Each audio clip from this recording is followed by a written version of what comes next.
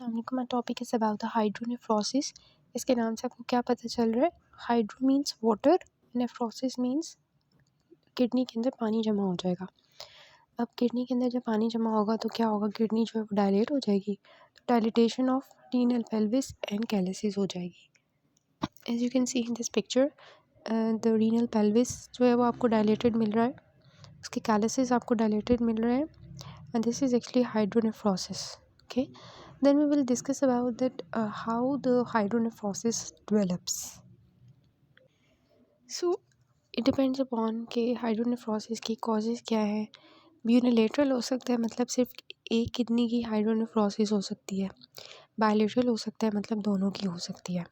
सबसे पहले we will discuss about कि एक किडनी जो है उसकी हाइड्रोनेफ्रोसिस हुई है, मतलब फॉर एग्जांपल सिर्फ ये वाली जो लेफ़्ट वाली किडनी है, राइट वाली जो किडनी है इसकी हाइड्रोनेफ्रोसिस हुई है सिर्फ, ठीक है। तो उसकी कॉज क्या है? अब एक साइड की होगी तो इसका मतलब कि जो यूरेटर है ना, या तो उसके अंदर ब्लॉकेज है, ये किडनी के अंदर अपनी ब्लॉकेज है, जिसकी वजह से एक किडनी इन्वॉल्व हो रही है। बायलेटरल कब होगी? जब ब्लैडर के अंदर कोई मसला होगा या यूरिथ्रा के अंदर कोई मसला होगा, फिर दोनों किडनीज इन्वॉल्व होंगी, ठीक है। ऑब्स्ट्रक्शन एक यूरेटर के लेवल पे है या किडनी के लेवल पे है तो यूनिलेटरल हाइड्रोनेफ्रोसिस होगी। ऑब्स्ट्रक्शन ब्लैडर या यूरिथ्रा के लेवल पे है तो ऑब्वियसली यहाँ पे भी ऑब्स्ट्रक्शन की वजह से पानी जमा होगा ऊपर की तरफ, यहाँ पे भी होगा, तो बायलेटरल हाइड्रोनेफ्रोसिस होगी, ठीक है। अब यूनिलेटरल हाइड्रोनेफ्रोसिस की सबसे पहले हमने कॉजेज़ देखनी है। तो जैसे कि हमने कहा, यूरेटर में कोई ना कोई ऑब्स्ट्रक्शन होगी, यूरेटर के अंदर इस लेवल पे कोई ना कोई मसला होगा। तो जैसे हमने गॉल ब्लैडर में स्टोन्स का देखा था ना, कि इन वॉल के अंदर कोई मसला हो सकता है, ल्यूमेन के अंदर कोई मसला हो सकता है, या वॉल के बाहर कोई मसला हो सकता है।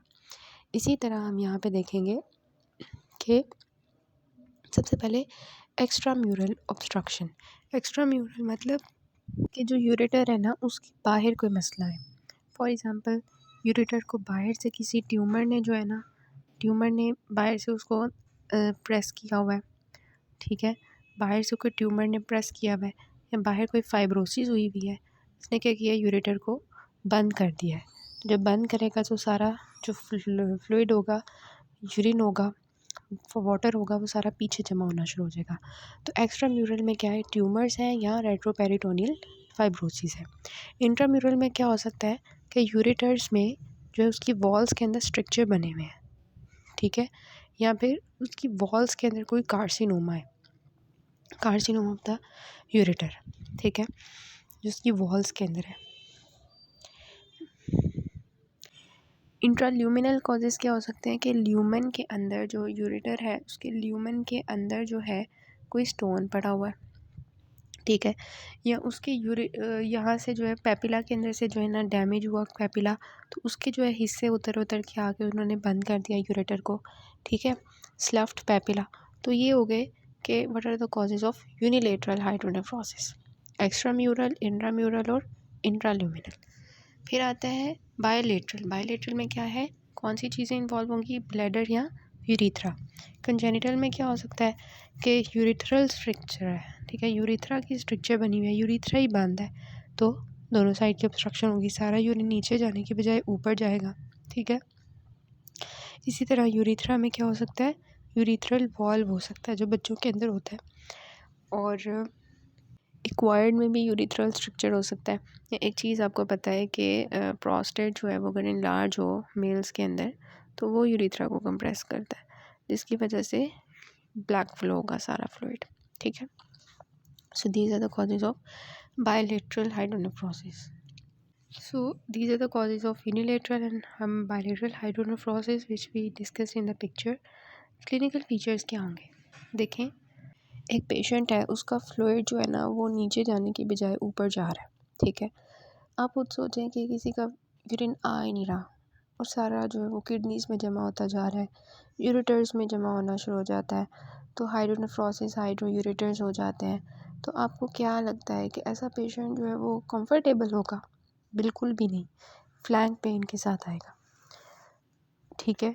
उसको लगेगा कि कोई ड्रैगिंग सेंसेशन है, कोई मैस है जो लॉइन में पड़ी हुई है, उसका यूरिन ओलिगो होगा या एनयूरिया होगा।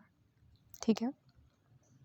क्लिनिकल फीचर्स डिपेंड करते हैं कि हाइड्रोनेफ्रोसिस एक्यूट है या क्रॉनिक है, पार्शियल है या कंप्लीट है, मतलब ऑब्स्ट्रक्शन जो है वो पार्शियल है या कंप्लीट है। अगर ऑब्वियसली पार्शियल ऑब्स्ट्रक्शन होगी तो ओलिगोयूरिया होगा, अगर कंप्लीट ऑब्स्ट्रक्शन होगी तो एनयूरिया होगा। ठीक है। यूनिलेटरल है या बायलेटरल है, ऑब्वियसली अगर यूनिलेटरल होगा तो इतने मसले की बात नहीं होगी क्योंकि दूसरी किडनी जो है उसका तो यूरिन आ रहा है। लेकिन अगर बायलेटरल होगी, दोनों किडनीज का यूरिन ड्रेन नहीं हो रहा, उसकी जो स्वेरिटी होगी वो ज़्यादा होगी। ठीक है। तो ये चीज़ आ जाती है। उसके बाद आता है कि कुछ केसेस में एसिम्प्टोमेटिक होता है, अगर ये यूरिन ऊपर जमा होना शुरू हो जाए तो आपको लगता है ना वहाँ पे बैक्टीरिया भी आ जाएंगे क्योंकि वो ड्रेन नहीं हो रहा। वैसे जो यूरिन होता है ना वो स्टेराइल होता है, लेकिन अगर उसमें कोई बैक्टीरिया आके जमा हो जाए तो इन्फेक्टेड हो जाता है। ठीक है। यूरिनरी इन्फेक्शन हो सकता है which can result in dysuria which is actually pain during urination, frequency, renal calculi हो सकते हैं जिसकी वजह से उसके भी सिम्टम्स साथ साथ आ सकते हैं। अगर पेशेंट को साथ में इन्फेक्शन भी हुआ है, यूटीआईज हुए हुए हैं, that can result in fever manifestation. ठीक हो गया। तो ये हो गया। उसके बाद हम डायग्नोसिस की बात करते हैं तो अल्ट्रासाउंड करवा सकते हैं हम। अच्छा एक चीज़ है वो मैं आपको दिखा देती, ये एक चीज़ होती है इसके क्लिनिकल फीचर्स में जो आपकी बेले में लिखी हुई है, वो बताते हैं कि जो है ना माइल्ड पेन और डल एचिंग पेन होती है लॉइन में, ड्रैगिंग हैवीनेस होती है which is worsened by excessive fluid intake. Obviously hydronephrosis है ना, अगर बंदा ज़्यादा पानी पिएगा तो वो ऑब्स्ट्रक्शन की वजह से निकलेगा नहीं, तो जिसकी वजह से पेन जो है ना पानी पीने की वजह से ज़्यादा होगी। ठीक है। और जैसे ही पेशेंट यूरिनेट करेगा तो उसकी पेन जो है, डिस्कम्फर्ट जो है वो रिलीव हो जाएगी। So this is important point. तो क्लिनिकल फीचर्स में क्या है ये हमने डिस्कस कर लिया। डायग्नोसिस क्या होगा, अल्ट्रासाउंड करेंगे तो हाइड्रोनेफ्रोसिस मिल जाएगा, कोई स्टोन पड़ा होगा तो वो नज़र आ जाएगा। सीटी स्कैन करेंगे तो उसमें हमें यूरेटारिक स्टोन्स नज़र आ जाएंगे। आईवी यूरोग्राफी करेंगे तो हमें पता चल जाएगा कि जो डायलिटेशन कहाँ कहाँ पर है, पोजीशन क्या है, कलेक्टिंग सिस्टम और किडनी साइज़ क्या है, सब कुछ। ठीक है। तो ये सेम होती है हर जगह। फिर ये है कि जो है ना हम हिस्ट्री पेशेंट की सबसे पहले लेते हैं, हाइड्रोनेफ्रोसिस की कब से है, एक्यूट है, क्रॉनिक है, पेन जो है वो कब से है, और कोई पहले कोई किडनी डिसीज़ तो नहीं हुई हुई, इस तरह की हिस्ट्री वगैरह दे के फिज़िकली हम पैल्पेबल करते हैं, किडनीज़ को पैल्पेट करते हैं, हमें पैल्पेबल फील होंगे ऑब्वियसली क्योंकि उनका साइज़ बढ़ गया होता है हाइड्रोनेफ्रोसिस से। लेकिन क्रॉनिक में जाके आहिस्ता आहिस्ता किडनी का साइज़ डिक्रीज़ हो जाता है इन्फ्लेमेशन होने की वजह से। और फिर सुप्राप्यूबिक टेंडरनेस होगी एक्यूट केस में। ठीक है। ब्लड टेस्ट जो है उसमें क्रेटिनिन और इलेक्ट्रोलाइट इम्बैलेंस हुआ होगा। यूरिन एनालिसिस करेंगे तो ऑब्स्ट्रक्शन की वजह से पीएच इंक्रीज़ हुई होगी। आरएफटीज इलेक्ट्रोलाइट्स वगैरह करवाएंगे तो सेम होते हैं टेस्ट, जो मैंने शुरू में आपको जनरल टेस्ट बताए थे ना, ये वही है। ट्रीटमेंट क्या होगा, ट्रीट द कॉज। सबसे पहले जो कॉज होगी उसको ट्रीट करेंगे, लाइक ट्यूमर है उसको ट्रीट करेंगे, स्ट्रक्चर है उसको ट्रीट करेंगे, कार्सिनोमा वगैरह है तो उसको ट्रीट करेंगे, स्टोन है उसको ट्रीट करेंगे, और जो बिनाइन प्रोस्टेटिक हाइपरप्लेसिया है तो उसको ट्रीट करेंगे। ठीक है। ट्रीट द कॉज सबसे पहले, बीपीएच स्ट्रक्चर स्टोन। ठीक हो गया। फिर आपने देखना है कि कॉज ट्रीट करने के बाद आपने देखना है कि यूनिलेटरल हाइड्रोनेफ्रोसिस है या बायलेटरल हाइड्रोनेफ्रोसिस है। ठीक है। अगर तो बायलेटरल हाइड्रोनेफ्रोसिस होगा ना तो दैट इज़ इमरजेंसी। क्यों? क्योंकि बायलेटरल में मैंने बताया कि एनयूरिया होगा, जबकि यूनिलेटरल में एक ओलिगोयूरिया होगा। तो मसले की बात किस में ज़्यादा होगी, एनयूरिया में या ओलिगोयूरिया में? एनयूरिया में। एनयूरिया इज़ एन इमरजेंसी, तो उसमें हमने जल्दी जो है वो क्या करना है, पेशेंट को जो यूरिन ड्रेन नहीं हुआ उसको हम ड्रेन करेंगे। ठीक है। तो बायलेटरल जो है उसमें हम यूरिन को ड्रेन करेंगे। यूरिन को ड्रेन करने के लिए एक तो आपको पता है कि एक चीज़ होती है यूरिनरी कैथेटराइजेशन, तो उससे हम यूरिन को जल्दी ड्रेन करेंगे। ठीक है। लेकिन अगर फॉर एग्ज़ाम्पल कैथेटराइजेशन से यूरिन ड्रेन नहीं हो रहा, लाइक यूरीथ्रा में कोई प्रॉब्लम है, स्ट्रक्चर बना हुआ है, कैथेटर अंदर नहीं जा रहा, ठीक है, या यूरीथ्रा में कोई मसला है जिसकी वजह से हम यूरिनरी कैथेटराइजेशन के थ्रू यूरिन को ड्रेन नहीं कर सकते, तो फिर हमारा जो प्रोसीजर होगा दैट इज़ सुप्राप्यूबिक सिस्टोस्टमी। ठीक है। इसमें हम क्या करते हैं, मैं आपको पिक्चर दिखा देती हूँ, लेकिन प्यूबिक सिम्फिसिस के ऊपर वाले रीजन में ना हम डायरेक्टली ब्लैडर के अंदर जो है ना एक सुराख करते हैं स्किन के थ्रू, और वहाँ से हम यूरिन को ड्रेन करते हैं। That is suprapubic cystostomy in case when we cannot perform the urinary catheterization or the urinary catheterization fails to drain the urine. ठीक है, then is the if there is unilateral urinary obstruction, तो उस case में हम क्या करेंगे कि अब एक साइड की यूरिनरी ऑब्स्ट्रक्शन है ना, तो आपको जब हमने रीनल ट्रॉमा देखा था, यूरिटारिक ट्रॉमा, उसमें मैंने आपको एक स्टेंट दिखाया था, जे स्टेंट, अगर आपको याद हो कि वो हम कब परफॉर्म करते होते थे अगर यूरिटरी की इंजरी हो जाती थी तो उसकी पेटेंसी को मेंटेन रखने के लिए। तो यहाँ पे भी हम क्या करेंगे कि जे स्टंट जो है वो हम डाल के उसके थ्रू ड्रेनेज करेंगे। ठीक है, और जे स्टंट जो है वो एक यूरेटर के लिए यूज़ होगा। अगर हम जे स्टंट के थ्रू नहीं कर सकते तो फिर हम क्या करेंगे, परक्यूटेनियस नेफ्रोस्टमी करेंगे।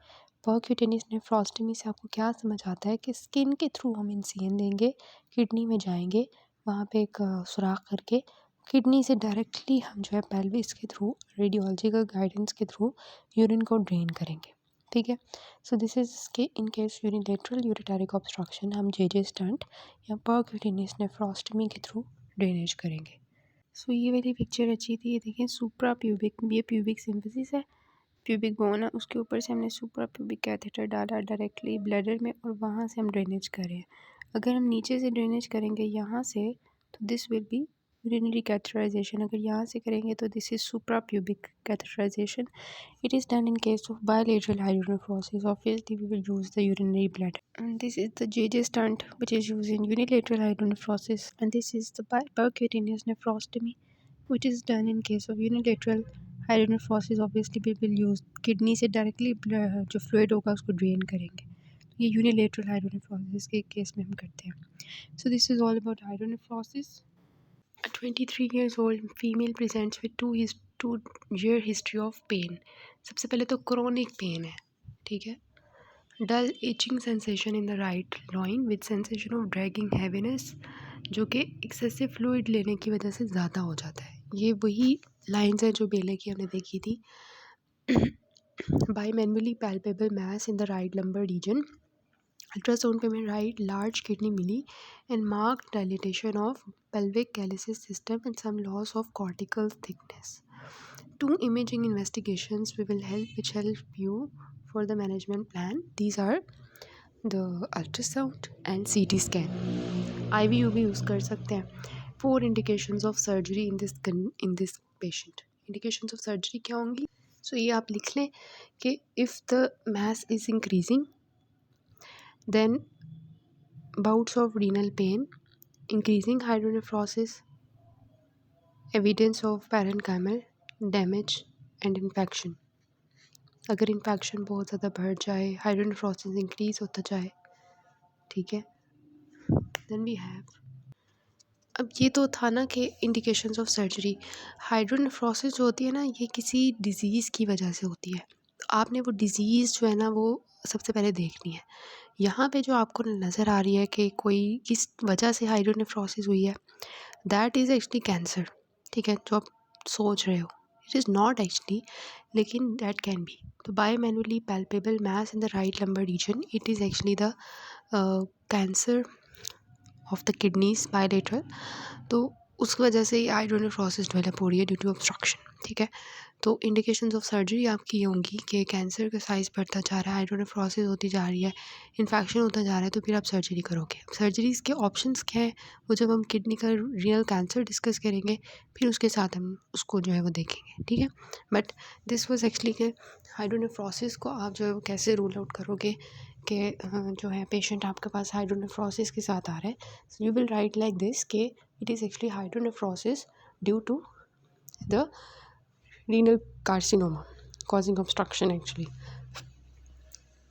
So this is all about it.